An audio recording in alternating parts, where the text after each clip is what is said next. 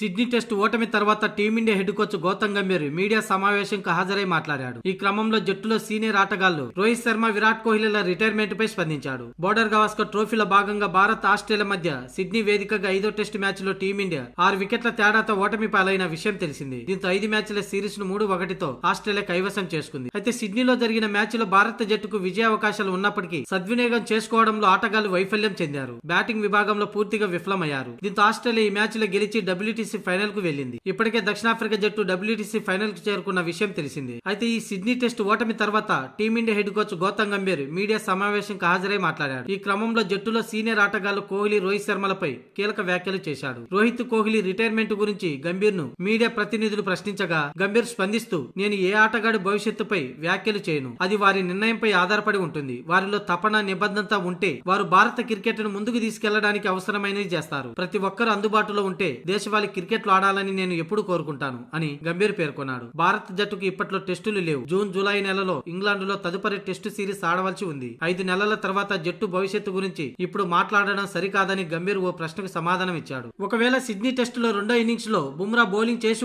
ఉంటే టీమిండియాకు గెలిచే అవకాశాలు ఉండేవా అనే ప్రశ్నకు గంభీర్ స్పందించాడు. బుమ్రా ఉండుంటే సిడ్నీ టెస్టులో టీమిండియా గెలిచేదని నేను అనను. అయితే అతడు ఉంటే బాగుండేది. మాకు 5 బౌలర్లు ఉన్నారు. మంచి జట్టు ఉంది. ఏ ఒక్కరిపైనే ఆధారపడడం సరికాదు. తొలి ఇన్నింగ్స్ లో 181 కొట్టిన ఆధిక్యం దక్కించుకున్నాం. ఒకవేళ రెండో ఇన్నింగ్స్ లో మేము ఆస్ట్రేలియాకు 250 టార్గెట్ ఉంచినట్లయితే గెలిచే అవకాశాలు ఉండేవని గంభీర్ పేర్కొన్నాడు.